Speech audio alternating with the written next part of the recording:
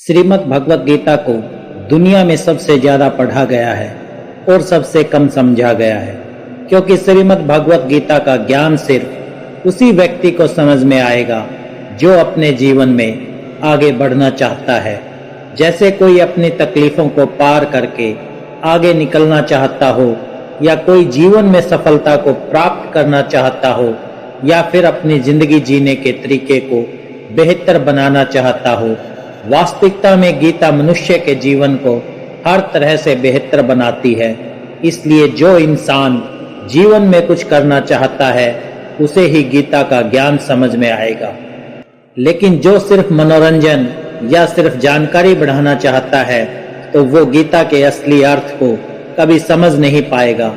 वास्तविकता में गीता का असली काम यही है कि आपकी हर समस्या का हल आपको देना, आपके हर प्रश्न का उत्तर आपको देना और आपको जिंदगी में आगे बढ़ने के लिए सही रास्ता दिखाना। आज हम श्रीमद् भगवत गीता की 10 शिक्षाओं के बारे में चर्चा करेंगे। श्रीमद् भगवत गीता की पहली शिक्षा ये है कि ये कलयुग अर्थ और काम का युग है। इसका मतलब आज के युग में लोग आपसे सिर्फ तभी रिश्ता रखेंगे, आपसे सिर्फ तभी प्रेम से बात करेंगे, या तो उनका आपसे कोई काम बनता हो या आपसे किसी को पैसे मिलते हों। आज के समय में किसी के मीठे शब्दों से उसके चरित्र को अच्छा मत समझ लेना। ये मीठे शब्द आपको फंसाने के लिए बोले जाते हैं। जैसे ही किसी का स्वार्थ आपसे पूरा हो जाता है, फिर पता चलता है कि उस इंसान की असली जुबान कैसी है, क्योंकि इंसान को छलने के लिए मीठे शब्दों से बड़ा और कोई हथियार नहीं होता। अपना काम बनाने के लिए लोग आपकी तारीफ भी करेंगे, अपना काम बनाने के लिए लोग आपको अपना भी कहेंगे, अपना बनाएंगे भी। अपना काम निकालने के लिए लोग आपसे रिश्ता भी जोड़ेंगे। लेकिन अगर आप उनके इस व्यवहार को सच समझकर इसमें फंस जाएंगे तो आगे चल के आपके दिल को बहुत बड़ा धक्का लगेगा। कहते हैं ना, वक्त आने पर गधे को भी बाप बनाना पड़ता है। वास्तविकता में ये वही युग चल रहा है जहां लोग अपना स्वार्थ पूरा करने के लिए किसी भी हद तक गिर सकते हैं। श्रीमद् भगवत गीता की दूसरी शिक्षा ये है कि जो इंसान स्वयं से खुश नहीं, वो दुनिया में किसी भी चीज से खुश नहीं हो सकता। आज के समय में अधिकतर लोग खुशी के लिए भटकते रहते हैं। उनकी खुशी उनके वर्तमान में नहीं होती, या तो उनकी कल्पनाओं में होती है या उनके भविष्य में होती है। जिस इंसान की खुशी इस पल में नहीं है, वो खुशी के लिए हमेशा भटकता रहता है। जो इंसान अपने आप से ही खुश नहीं, अगर वो किसी रिश्ते से भी जुड़ेगा तो उस रिश्ते में भी उसे दुख ही मिलेगा। अगर वो किसी काम से जुड़ेगा तो उस काम में भी उसे दुख ही मिलेगा। वो जहां जाएगा अपने साथ अपने दुख की ऊर्जा साथ ले जाएगा। याद रखना, जगह बदलने से, रिश्ते बदलने से, काम बदलने से खुशी नहीं आती, लेकिन इंसान खुद को बदल दे तो जिंदगी में खुशियां जरूर आती हैं। जो लोग खुद से खुश नहीं होते, वो खुशी के मौके पर भी कोई ना कोई दुख ढूंढ लेते हैं। वास्तविकता में खुश रहना और दुखी रहना एक माइंड की प्रोग्रामिंग है, एक मेंटल ट्रेनिंग है। अगर आपने अपने माइंड को बार बार हर चीज में उदास होने की ट्रेनिंग दे रखी है, दुखी होने की ट्रेनिंग दे रखी है, तो धीरे धीरे आपका मन खुश होना ही भूल जाएगा। लेकिन अगर आपने अपने मन को छोटी छोटी बातों में खुश होने की आदत डाली है तो आप जिंदगी के हर पल में खुशियों को जी पाएंगे। इतनी सी बात अगर किसी को समझ में आ जाए कि खुशियां और दुख हमारे माइंड की प्रोग्रामिंग से चलती है, तो आप अपनी जिंदगी को खुशहाल बना सकते हैं, या फिर आप अपनी जिंदगी को दुखों के अंधेरे में धकेल सकते हो। इसलिए इसे समझना बहुत जरूरी है।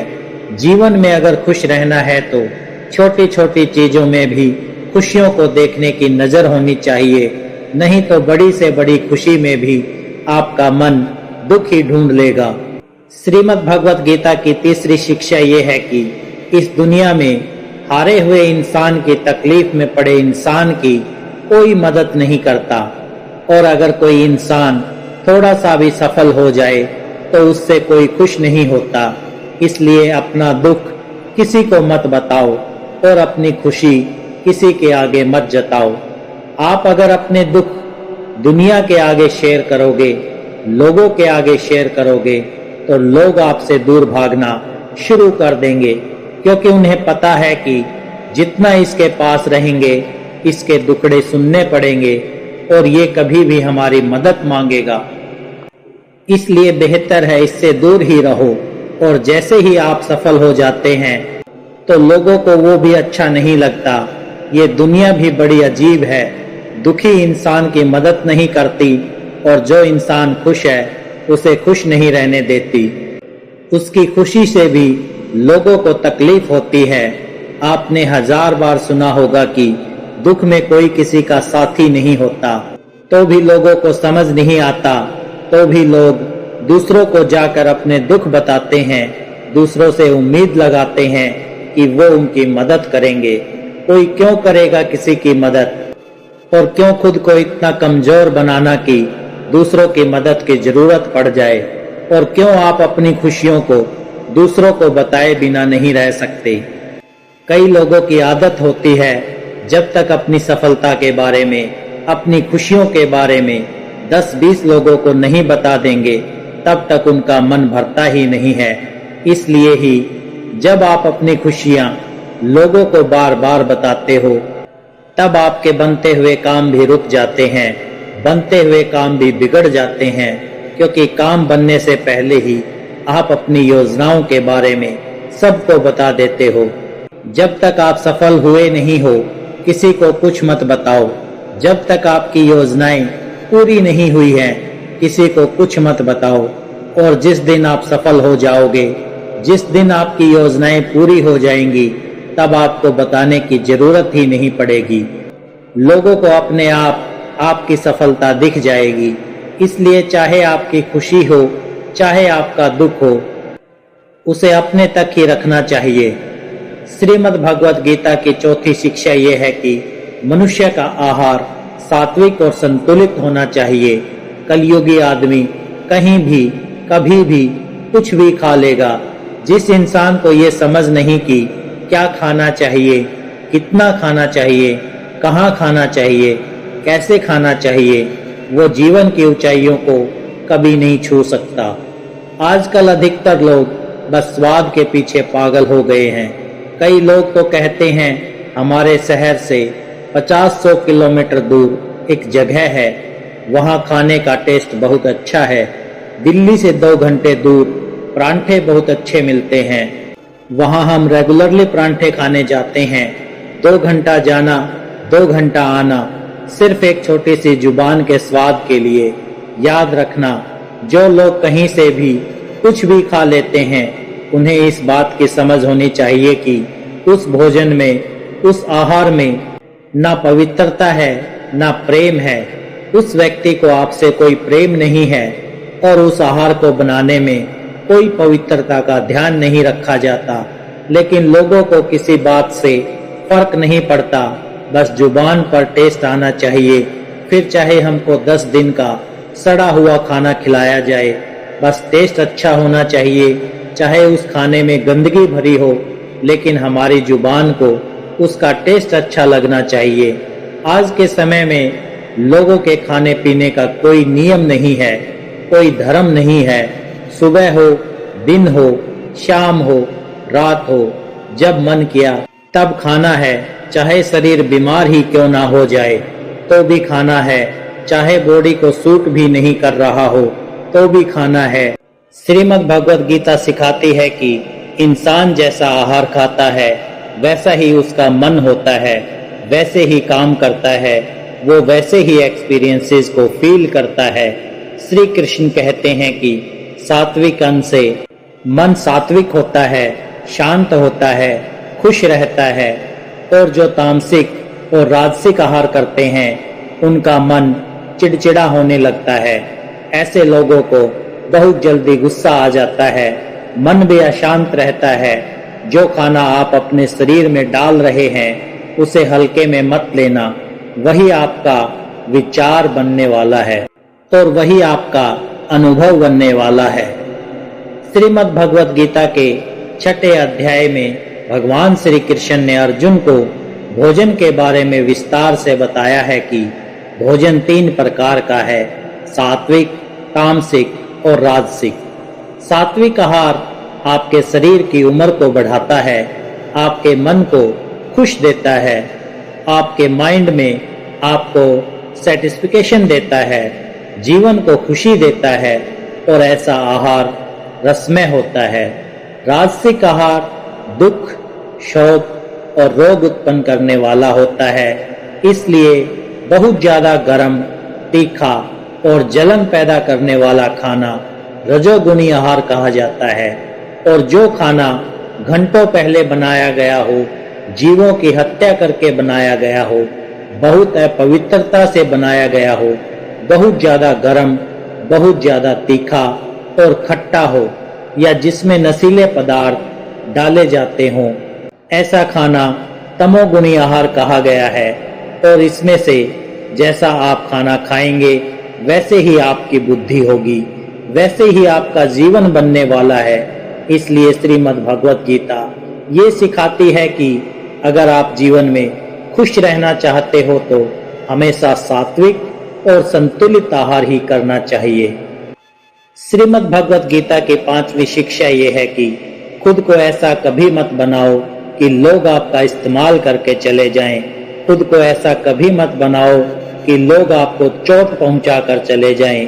अपने आप को कभी भी बेचारा बना के नहीं जीना चाहिए, इससे लोग आपको अच्छा नहीं मानेंगे बल्कि आपका फायदा उठाएंगे। आपको कैसा बनना है ये आप पर निर्भर करता है।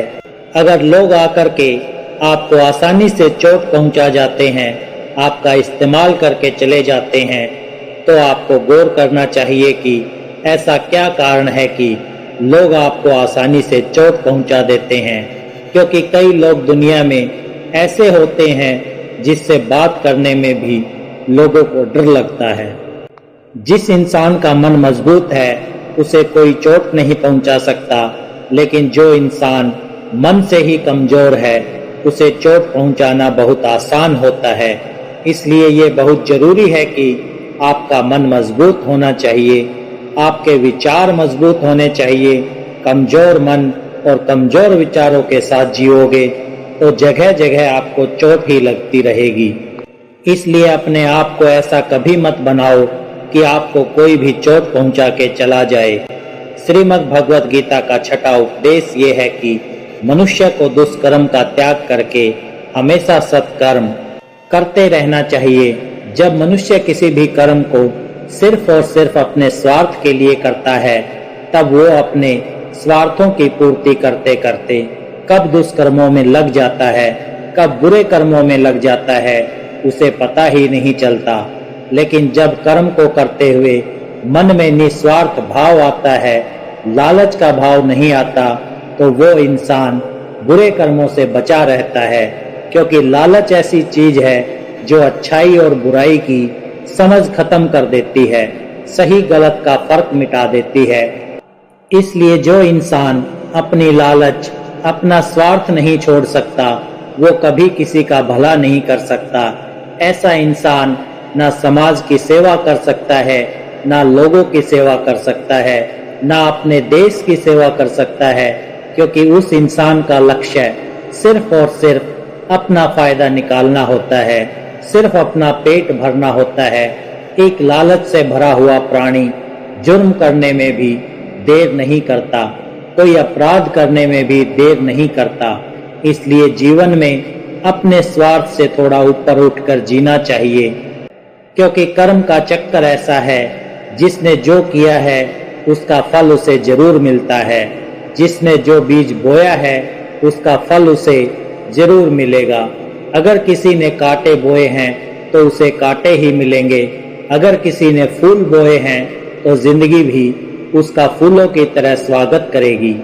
श्रीमद् भगवत गीता की 7वीं शिक्षा ये है कि जिस इंसान को अपनी जिंदगी में, अपने आसपास की दुनिया में अपने रिश्तों में हमेशा सब कुछ बुरा ही दिखाई देता है, सब कुछ गलत ही दिखाई देता है, ऐसा इंसान बहुत जल्दी ही डिप्रेशन में चला जाता है।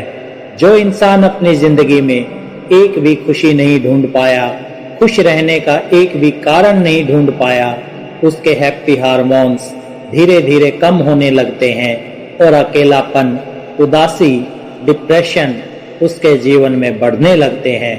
माना कि बाहर की परिस्थितियों को आप कंट्रोल नहीं कर सकते, लेकिन उन परिस्थितियों में आपको खुश रहना है या आपको दुखी होना है, ये पूरा चुनाव सिर्फ आपका है। कई लोग कहते हैं कि ऐसी परिस्थितियों में कोई कैसे खुश रह सकता है, तो फिर दुखी रहो, और अगर दुखी रहना नहीं पसंद तो फिर अपनी परिस्थितियों को बदलने की कोशिश करो, और कोई ऑप्शन नहीं है आपके पास। या तो जो परिस्थिति चल रही है उसमें खुश रहो, अगर वो परिस्थिति पसंद नहीं आ रही है तो उस परिस्थिति को बदल दो। लेकिन अगर आप दोनों नहीं कर पा रहे हो तो आप हमेशा पिसते रहोगे, क्योंकि ना तो आप परिस्थिति बदल पा रहे हो, ना ही अपने विचार बदल पा रहे हो। खुश रहना है तो दोनों में से एक चीज तो बदलनी ही होगी, या तो परिस्थिति बदलो या फिर अपने मन के विचार बदलो। और अगर दोनों नहीं बदल सकते तो फिर दुखी रहने के लिए तैयार रहो।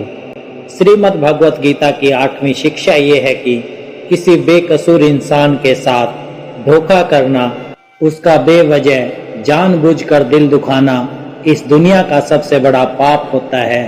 श्री वेद व्यास जी महाराज, जिन्होंने महाभारत की रचना की, 18 पुराणों की रचना की, उनसे किसी ने पूछा कि आपने इतने सारे शास्त्र लिखे, इतनी किताबें लिखी, इतना कोई कैसे पढ़ सकता है? आप इन सारी किताबों का सार बता दो, एक ही शिक्षा में बता दो कि इन सब ग्रंथों में क्या लिखा है। व्यास जी कहने लगे कि मैंने सारे शास्त्रों में कुल 2 बातें खास रूप से लिखी है कि मेरे लिखे गए सारे शास्त्रों का सार सिर्फ 2 बातों में समाया है। एक कि किसी के दिल को खुश करना सबसे बड़ा परोपकार है, सबसे बड़ा धर्म है, और किसी के दिल को दुखाना, किसी के मन को चोट पहुंचाना सबसे बड़ा पाप है। श्रीमद् भगवत गीता की 9वीं शिक्षा ये है कि जब तक आप औरों से सम्मान की उम्मीद करते रहोगे तब तक आपका अपमान होता ही रहेगा। जब तक आपको ये इच्छा है कि कोई आपकी कदर करे तब तक आपकी कोई कदर नहीं करेगा। सम्मान चाहने वाले का अपमान निश्चित ही होता है। आप कभी गौर करना, जिस इंसान को सम्मान की सबसे ज्यादा लालच होती है वो इंसान जगह जगह पर खुद को अपमानित महसूस करता है। वो कहते हैं ना कि शादियों में फूफा जी मुंह बना लेते हैं, हर चीज पर खुद को अपमानित महसूस करते हैं। क्यों? क्योंकि उनके मन में सम्मान पाने की कामना है, और वो सम्मान पाने की कामना ही उन्हें जगह जगह पर अपमानित महसूस कराती है। हालांकि कोई उनका कुछ करता नहीं है, लेकिन जब जिस सम्मान को पाने की उम्मीदें वो लगा के बैठते हैं, उसी की वजह से उन्हें लगता है कि हर जगह हमारा अपमान हो रहा है। कुछ अजीब ही चक्कर है। जो लोग सम्मान चाहते हैं उन्हें अपमान मिलता है, जो लोग प्रेम चाहते हैं उन्हें छल मिलता है, जो लोग अच्छा व्यवहार चाहते हैं उन्हें गलत लोग मिल जाते हैं। वास्तविकता में सम्मान चाहने और मांगने की चीज नहीं है, वो आपके कर्मों के अनुसार आपको स्वयं मिलता है। प्रेम मांगने की चीज नहीं है, वो आपके व्यवहार के अनुसार आपको स्वयं मिलेगा। जब आप इन चीजों को मांगने लगते हो, चाहने लगते हो, तो बदले में आपको सारी उल्टी चीजें ही मिलने लगती हैं। इसलिए जीवन में सम्मान की उम्मीद लोगों से मत रखना, प्रेम की उम्मीद लोगों से मत रखना, और अच्छे व्यवहार की उम्मीद भी लोगों से मत रखना। कई लोग कहते हैं कि हम कम से कम इतना तो डिजर्व करते हैं कि सामने वाला हमसे अच्छा व्यवहार करे। सामने वाला आपसे कैसा व्यवहार करेगा आप उसे कंट्रोल नहीं कर सकते, वो उसके लिए पूरी तरह से आजाद है। वो आपके साथ अच्छा व्यवहार करे या बुरा व्यवहार करे, आप उसमें कुछ नहीं कर सकते। इसलिए ऐसी चीजों को चाहना ही छोड़ दो जिन पर आपका कंट्रोल नहीं है। हाँ, अच्छा व्यवहार करना वो आपके हाथ में है। लोगों को प्रेम देना वो आपके हाथ में है। लोगों के साथ सम्मान से चलना वो आपके हाथ में है। लेकिन बदले में ये चीजें खुद के लिए चाहना वो आपके हाथ में कभी नहीं हो सकता। लेकिन जिस पल आप सम्मान, प्रेम और अच्छे व्यवहार की चाहना छोड़ देते हो, प्रकृति अपने आप ही आपको ये सब चीजें देना शुरू कर देती है।